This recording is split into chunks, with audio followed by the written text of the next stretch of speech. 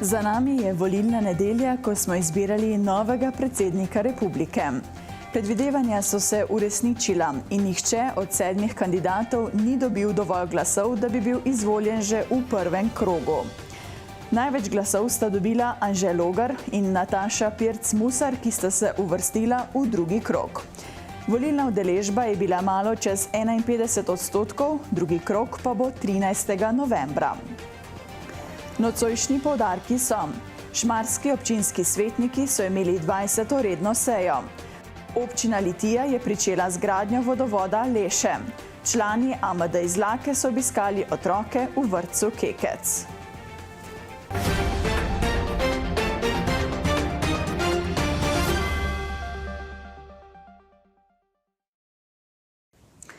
Minuli teden so se na svoji 20. redni seji sestali svetniki občine Šmartno pri Litiji.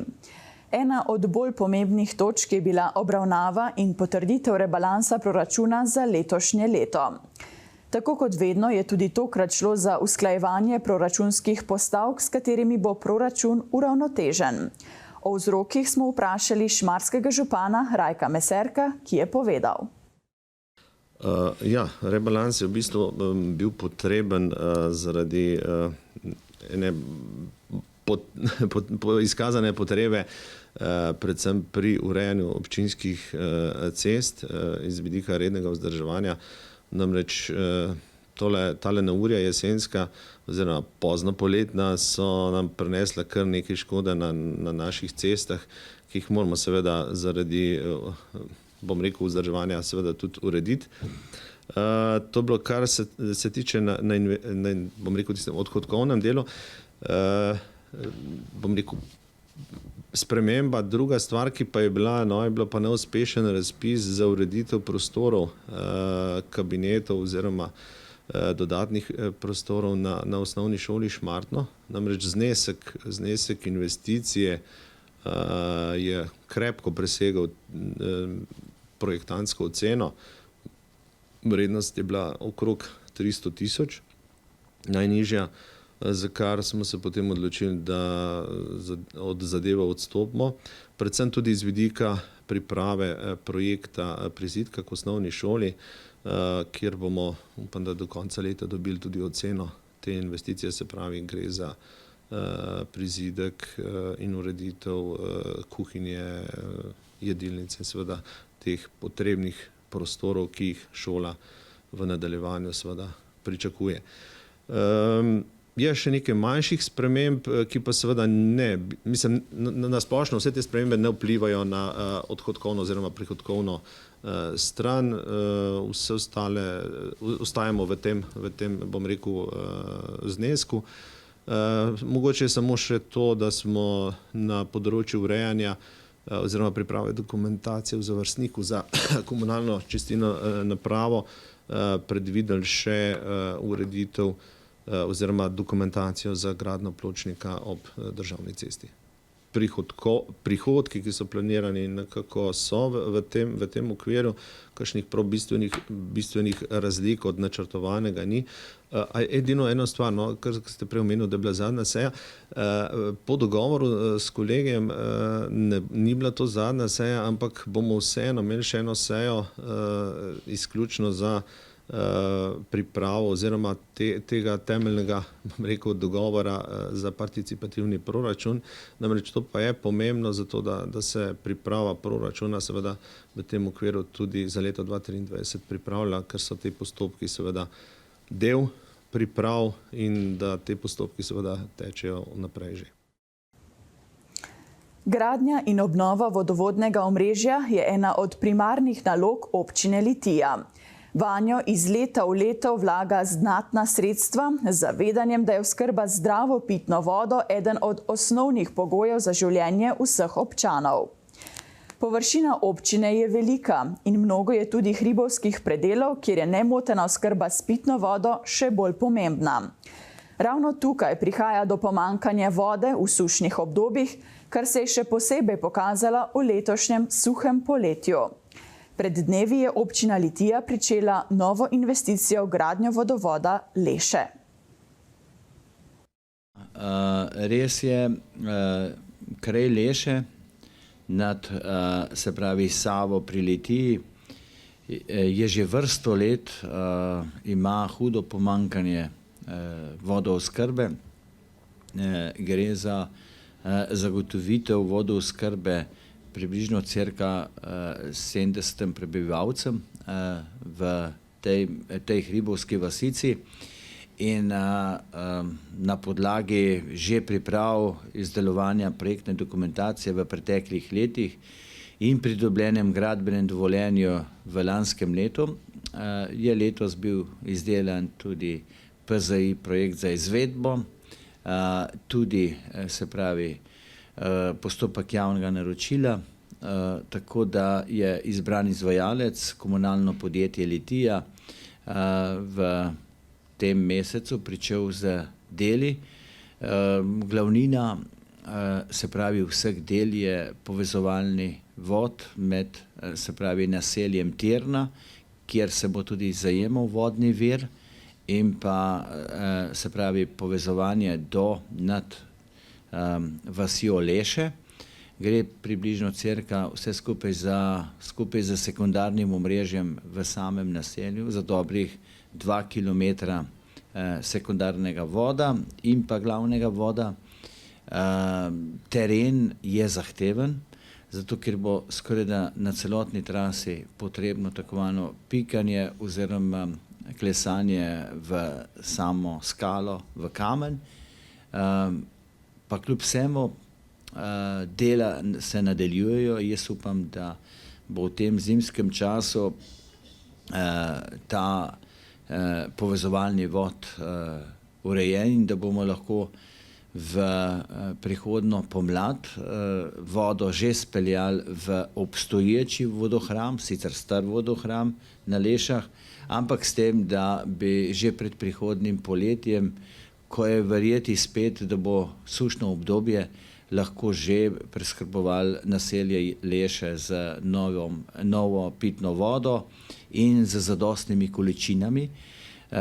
Kljub vsemu pa bo v prihodnjem letu potem izvajalec tudi pristopil k, se pravi, izgradnji novega vodohrama in potem opremljanju sekundarnega omrežja z hidrantnim omrežjem. Predračunska vrednost projekta je 380 tisoč evrov in pričakujemo, da bomo tudi v tem okviru lahko zagotovili tako sredstva, kot tudi samo izvedbo v tej višini. V torek so člani AMD Izlake presenetili otroke v vrtcu Kekec na Izlakah. S prometno preventivno akcijo so jih na zabaven način poučili o tem, kako pomembno je nositi čelade na skirojih in kolesih. Povedali pa so jim tudi, kako zelo pomembna je uporaba varnostnega pasu v avtomobilih in kako se varno gibljemo na prehodih za pešce. Kako pomembna je vzgoja in preventiva v cestnem prometu, pa nam je zaupala doktorica Irena Anžekovič-Žmavc. Ja, Agencija za varnost prometa si vedno prizadeva, da z različnimi akcijami in drugimi aktivnostmi spodbujamo prometno varnost. In fino je začeti že v predšolskem obdobju in pri tem so nam seveda vzgojitelji, učitelji v veliko pomoč.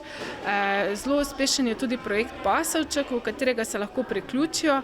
Če se pa le da, pa se tudi radi odzovemo kakšnemu povabilu za vrtce, šole, nevladne organizacije, druge dogodke z namenom, da se čim bolj ozavesti javnost. Sploh zdaj, ko so te jesenski dnevi in je hitro tema, megla, je fino, da so pešci vidni in v oktobru je potekala tudi ta nacionalna preventivna akcija za večjo varnost pešcev, kjer smo ravno spodbujali, da bi bili bolj vidni in pa bolj varni v prometu.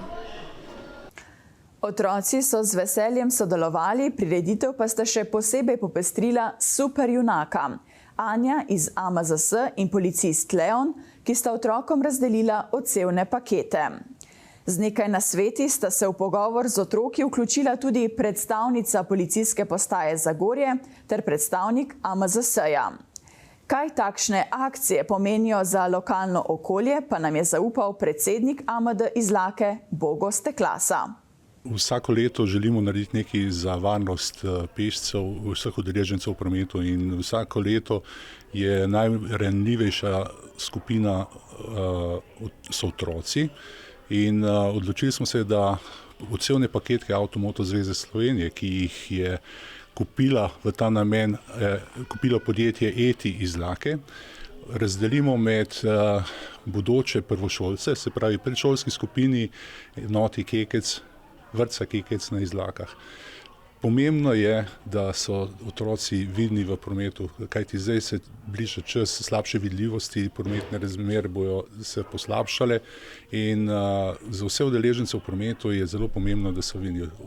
Zato imajo avtomobili luči, zato imajo pešci odsevne elemente ali svetla oblačila. Se pravi, pomembno je, da v teh časih, se pravi zmanjšanje vidljivosti, oblečemo svetla oblačila, uporabimo odsevne elemente in s tem zagotovimo večjo varnost zase in boljšo vidnost v prometu. V letošnjem letu ste imeli že kar nekaj dogodkov, kaj pa še načrtujete do konca leta? V bistvu letos smo naredili kar nek korak. Kot prvo, imeli smo 70 let svojega delovanja, na kar smo res ponosni, in 40 let motokluba AMD iz Lake in to smo primerno proslavili. V ta namen smo tudi današnja prireditev se izvedla v ta namen, kajti podjetje ETI je dejansko prispevalo sredstva za izvedbo prireditve in nakup odsevnih paketkov.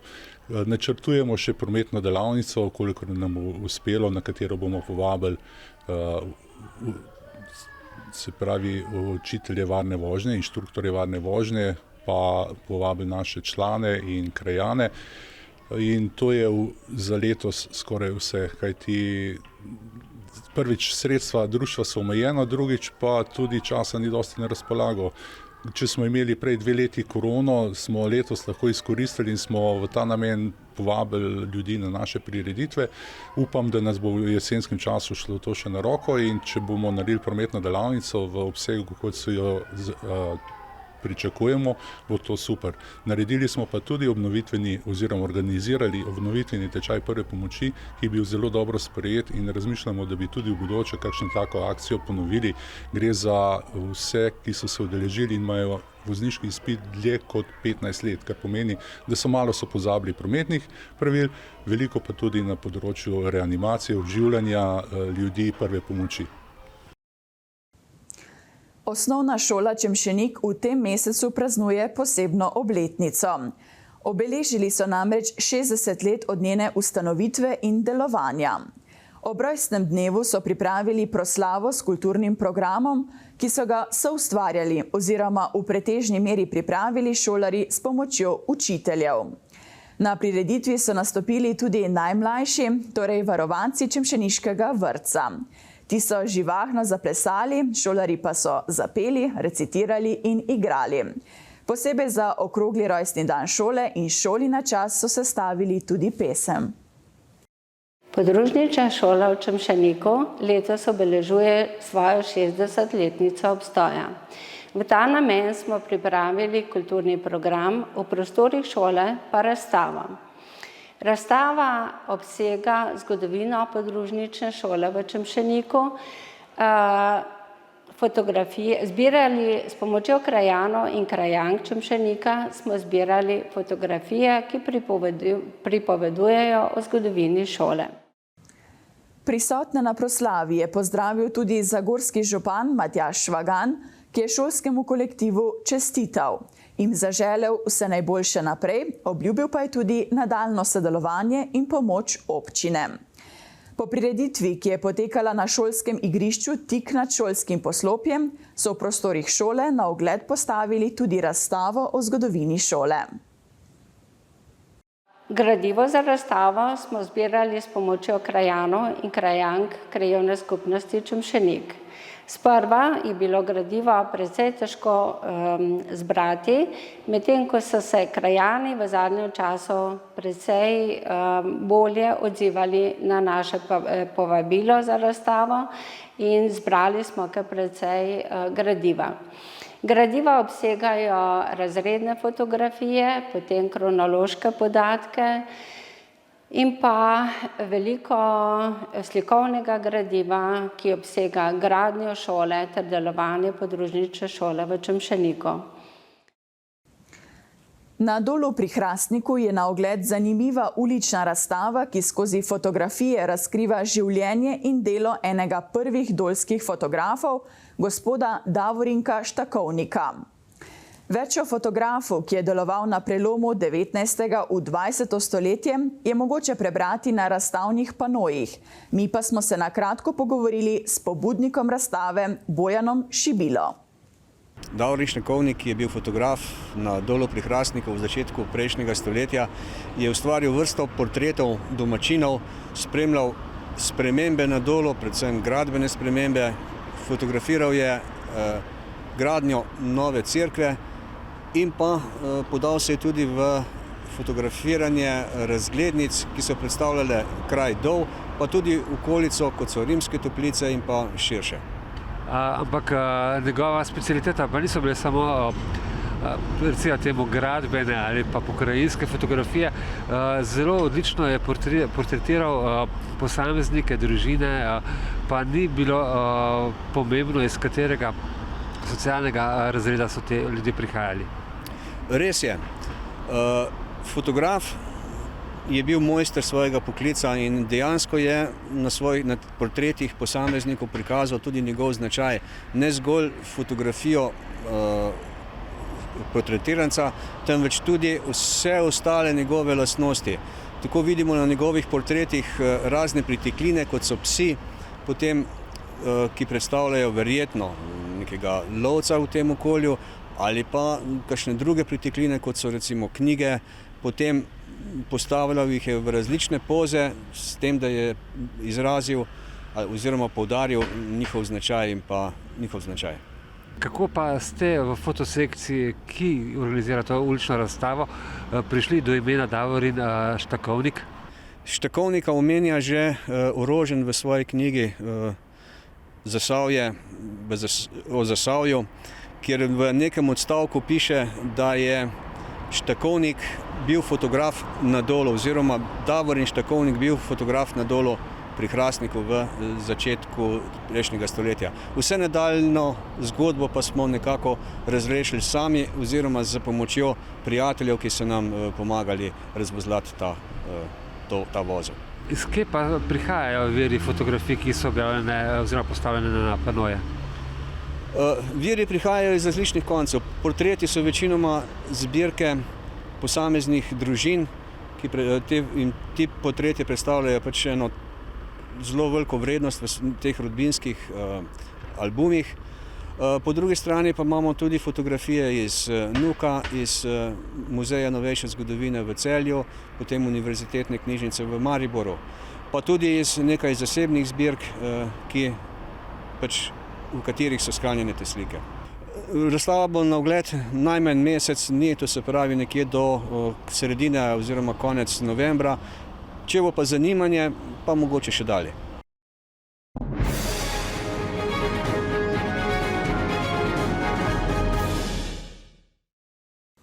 Zdaj pa še k lokalnim volitvam.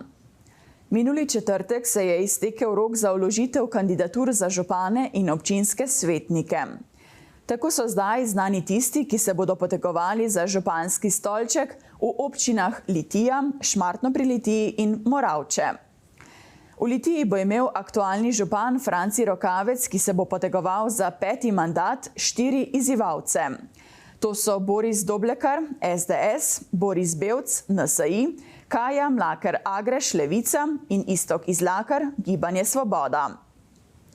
Tudi v Šmartnem pri Litiji bo nastopilo 5 županskih kandidatov. Poleg aktualnega župana Rajka Meserka, ki se podaja v boj za 3. mandat, so to Janez Tomažič, SDS, Andreja Kastelic na predlog skupine občanov, Blaž Izlakar, Gibanje Svoboda in Karmen Sadar tudi na predlog skupine občanov. Zanimivo bo tudi v Moravčah, kjer se bo za 2. mandat potegoval aktualni župan dr. Milan Balažic s podporo SLS-a, Gibanja Svoboda in neodvisne liste Marka Kladnika. Martin Rebolj, SD, Vitomir Cerar s podporo SDS-a in volivcev s prvopodpisanim Matjažem Kočarjem, Roman Capuder na predlog volivcev in Združene Moravške doline, Janko Korošec na predlog Sebastjana Kovačiča s skupino volivcev in Nuša Klopčič na predlog Petra Klopčiča in skupine volivcev. Gre za neuradne podatke, seveda pa bomo vse z lokalnimi volitvami spremljali. Na političnem parketu se bo to jesen res veliko dogajalo. Spremljajte dogajanje tudi preko naših obveščevalnih kanalov, saj je še kako pomembno odgovorno politično udejstvovanje. Bodite dobro in nasvidenje do petka.